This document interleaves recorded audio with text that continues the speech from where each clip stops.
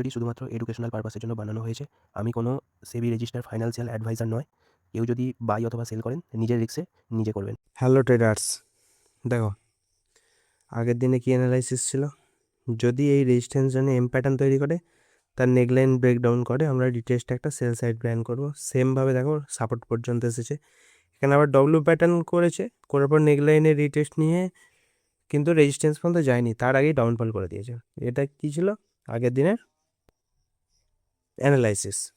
আজকে মার্কেট কী করতে হবে দেখো, আমি সব জোনগুলো রিমুভ করছি না, কারণ জোনগুলো একই হবে। দেখো এখন মার্কেট সাপোর্ট জোনে ট্রেড করছে, ঠিক আছে।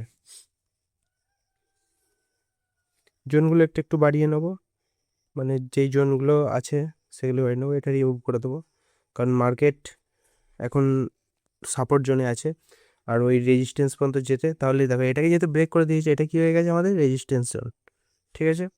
এর পরবর্তী সাপোর্ট জোন যদি আমরা খুঁজি, দেখো এর পরবর্তী সাপোর্ট জোন হচ্ছে এটা, কারণ মার্কেট এখান থেকে সাপোর্ট নিয়ে আপসাইড গেছে, এখান থেকে আপসাইড গেছে, মানে এটা কি একটা ভালো সাপোর্ট জোন।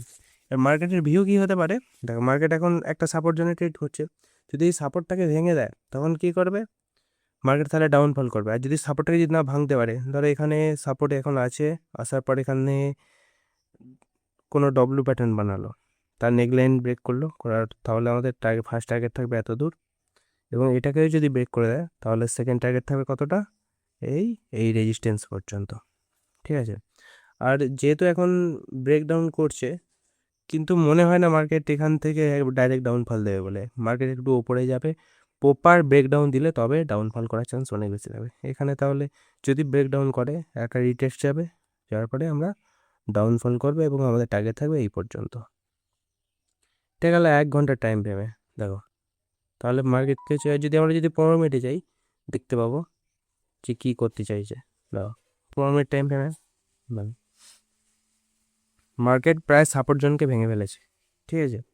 এবার মার্কেট কিছুটা ডাউনফল করবে, করার পর যখন রিটেস্ট যাবে, এই জন্য যখন রিটেস্ট যাবে তখন আমরা কি করব, সেল সাইডে প্ল্যান করব। এবার কিন্তু রিটেস্টে কি যদি ক্যান্ডেল কনফার্মেশন পাই, আর যদি না পাই তখন আমরা ওয়েট করে যাব, যদি আবার আপসাইড মুভ দেয়, আবার যদি ব্রেকআউট করে দেয়, সেখানে আবার এই ডব্লু প্যাটার্নের নেকলাইন ব্রেক করলে আমরা কি করব, বাই সাইড প্ল্যান করব।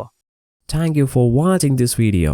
If you enjoyed it, please hit the like button and the bell notification icon.